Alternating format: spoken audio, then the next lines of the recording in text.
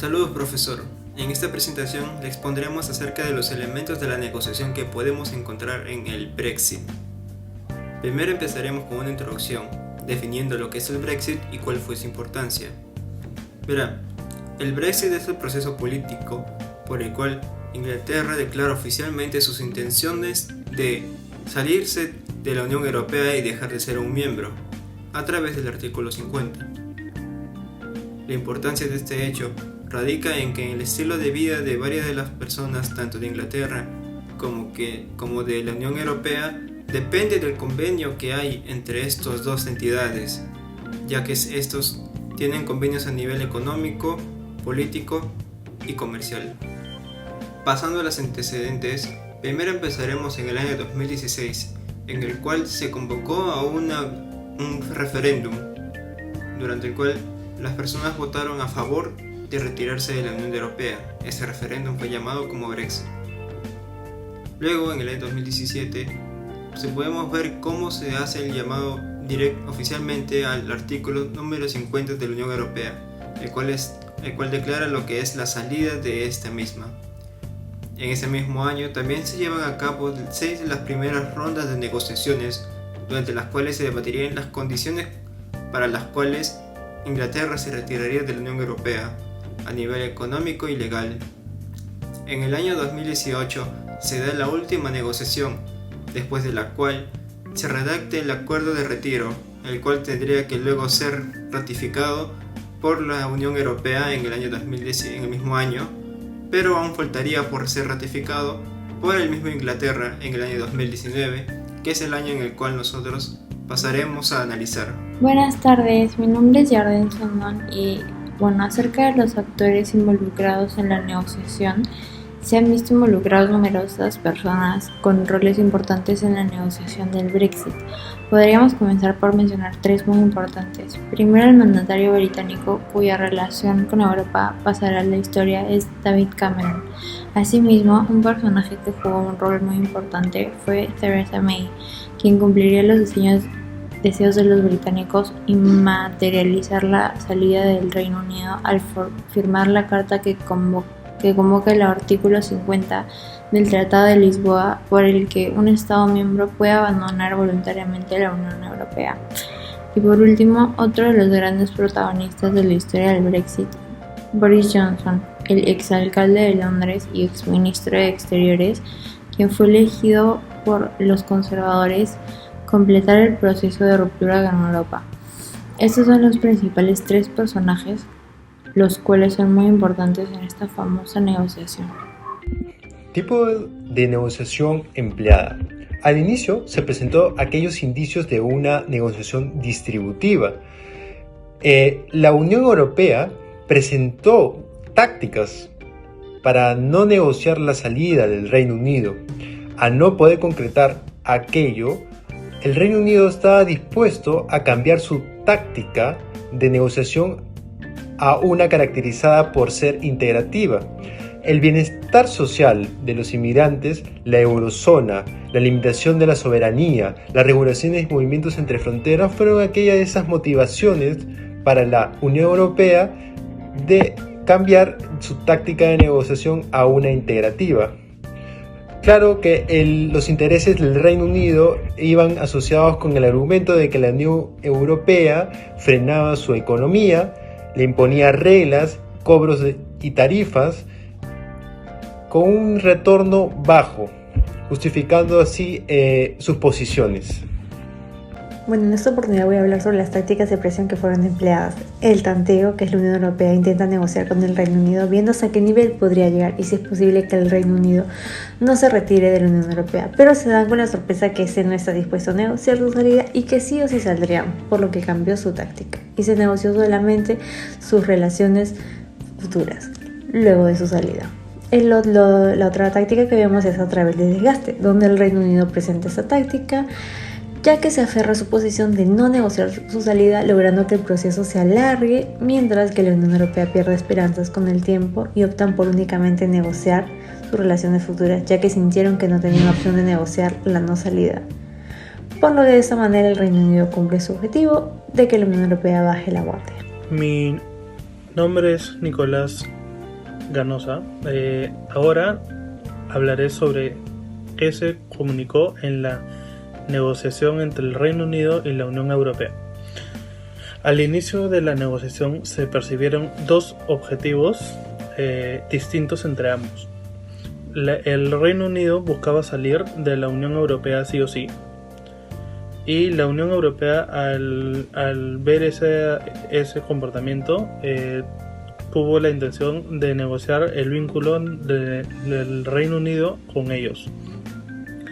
La negociación se llevó por el camino de que la salida del Reino Unido no sea de una mala manera para poder mantener relaciones y comunicaciones futuras entre ambos. Bueno, ¿cómo fueron empleadas las fuentes de poder? En este caso, por el lado del Reino Unido, se presentó una fuente de poder de recompensa, ¿no?, hacia el pueblo de Inglaterra o los países que conforman el Reino Unido, ya que ellos buscaron una independencia económica y política, que eso supuestamente le daría al país un crecimiento único y mejor. Por el lado de la Unión Europea, una organización grande conformada por 22 a 27 países, influyó un poder legítimo, ejerciendo los poderes estipulados por el tratado, como la activación del artículo 50 para permitir un proceso de salida de manera legal, justa y ordenada.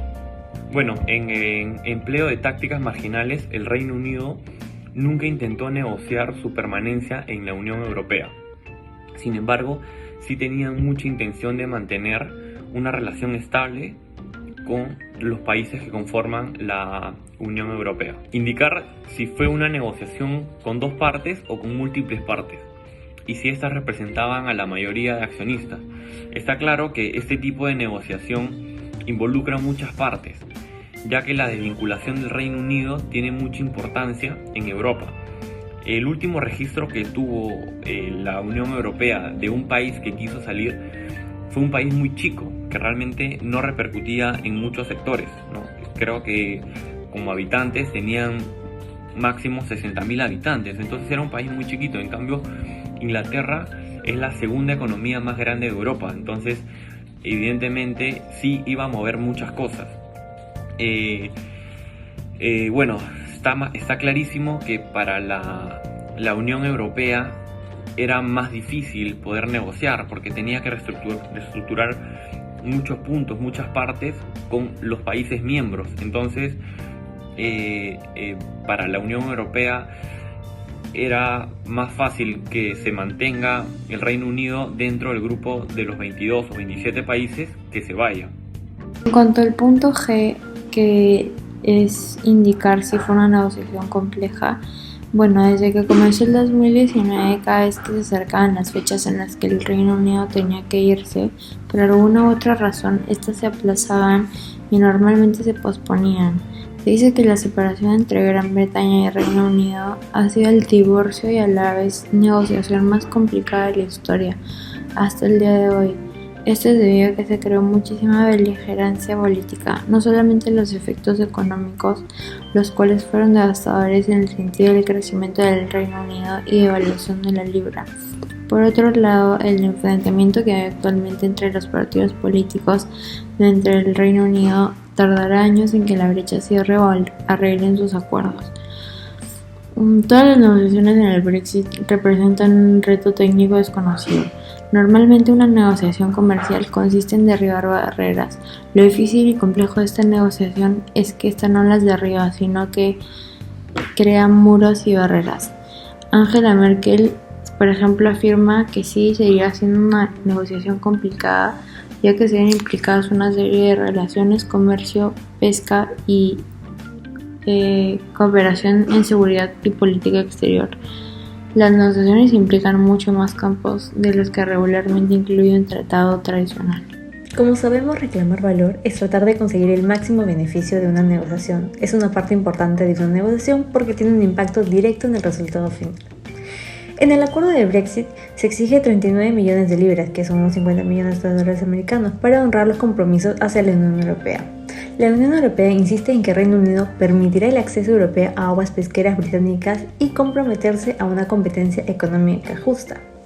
El Reino Unido propuso un acuerdo de libre comercio que permitía que los bienes británicos circulen por la Unión Europea, sin chequeos o cargos adicionales.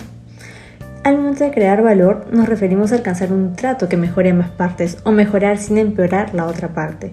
Y lo que la Unión Europea desea es aceptar la salida del Reino Unido sin que afecten a los países que la conforman, por lo que el acuerdo de Brexit se compromete a mantener los derechos de los ciudadanos británicos que viven y trabajan en el Reino Unido. Otro punto es que el Reino Unido también negociará sus propios acuerdos comerciales con otros países, por primera vez en décadas, y asumirá tareas que antes hacía la Unión Europea. Bueno, en este caso hemos podido ver que posiblemente haya una coalición entre la Unión Europea e Irlanda del Norte contra el Reino Unido, ya que un apoyo de Irlanda del Norte a la Unión Europea le puede traer complicaciones en la negociación al Reino Unido. Esto se debe ya que Irlanda se regirá de las leyes de la Unión Europea, complicando el desarrollo del Reino Unido en cuanto a expansión, a exportaciones, arreglos financieros, definición de límites, etc. Por otro lado, vemos que no se desarrolló una dinámica disfuncional entre los grupos de coalición, ya que Irlanda es parte de la Unión Europea. Por lo tanto, ellos se rigen de sus leyes y sus reglas, por lo que no tuvieron mayores inconvenientes. Ahora pasaremos a explicar los estilos de manejo de conflictos. Durante los sucesos que pasaron en el 2019, podemos encontrar tres manejos de conflicto: el compromiso, colaboración y cesión. El compromiso se vio cuando el Reino Unido pidió las dos primeras extensiones del plazo para el artículo 50, frente a lo cual la Unión Europea concedió dichos permisos, pero con ciertas restricciones y ciertas condiciones, de tal forma que ambos nivelaran la balanza en cuanto a quién cedía y quién ganaba. Respecto a la colaboración, esta se dio cuando ambas partes revisaron lo que era el protocolo de Irlanda e Irlanda del Norte.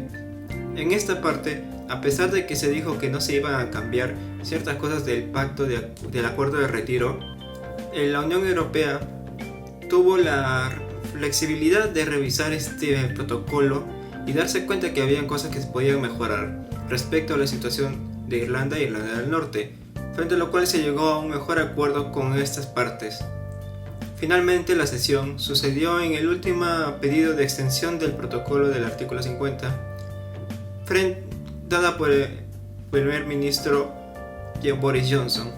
Frente a la Unión Europea literalmente decidió dar el permiso porque ya había sucedido anteriores veces y no quería darle más atención, y simplemente lo cedió sin ninguna objeción. Literalmente el voto fue unánime.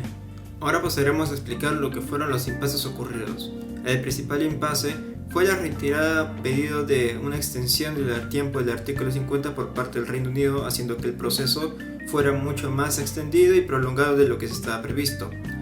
Los factores de riesgo que propiciaban que esto volviera a suceder era que dentro del Reino Unido habían elementos que no estaban de acuerdo con el acuerdo de retiro que ya estaba a punto de ser ratificado por ambas partes. La solución frente a estos problemas fue la perspectiva y la inteligencia emocional que tuvo el representante de la Unión Europea, Donald Tusk, quien frente a estas reiteradas solicitudes de pedido de extensión analizó por qué sucedían estas y entendió las razones por las cuales el Reino Unido hacía este pedido frente a la Unión Europea, y por lo tanto tomó las medidas necesarias para otorgar estas extensiones de tiempo sin ser demasiado secesionista con la otra parte. Señale si se vulneraron algunas normas éticas en la negociación. El Reino Unido tenía claro sus deseos de salir de la Unión Europea para recuperar el control de sus fronteras, reducir la inmigración, volverse un país más soberano. Se realizó bajo un contexto democrático, siguiendo las leyes y los protocolos necesarios. Por ende, no se rompió ninguna ética en la negociación. Es más, se activaron cláusulas y artículos estipulados dentro de la Unión Europea que permitieron negociar diversos intereses personales y colectivos de manera ordenada. Esto se dio gracias a sus más de 6 rondas de negociaciones, buscando llegar a un acuerdo aceptable entre los dos oponentes. Comparación con una experiencia personal. Un ejemplo donde podemos evidenciar este tipo de comunicación y negociación integrativa se puede remontar a una experiencia familiar en la cual tenemos a un nieto y su abuelo que negocian la venta de unas zapatillas deportivas. Por un lado podemos ver al niño el deseo de tener dinero y por otro lado podemos ver al abuelo con el interés de tener unas zapatillas para sus días de fútbol.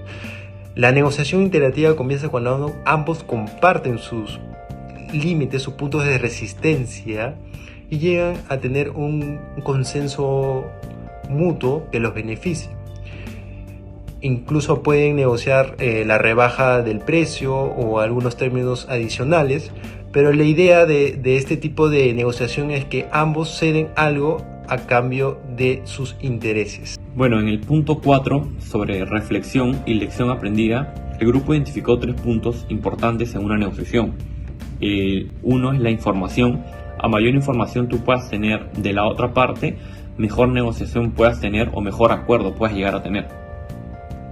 La otra es manejar mucho el tema legal y actuar de forma ética. Eso ayuda a tu reputación y a que puedas poder tener otro tipo de negociaciones con otras empresas, otras personas, otras organizaciones. Y el último punto que consideramos que ha sido el más importante es identificar que en una negociación es mejor controlar la negociación que dominarla. Eso nos ayuda también a no perder el enfoque de lo que queremos. Entre las conclusiones podemos evidenciar que el Reino Unido y Gran Bretaña emplearon 2 tipos de tácticas, la distributiva y al final la integrativa. Esto se dio porque buscaron en primera instancia defender sus posturas e intereses, pero a la vez se evidenció ese cedimiento del uno para el otro, para así lograr una estabilidad y un consenso mutuo sin llegar al conflicto. Muchas gracias.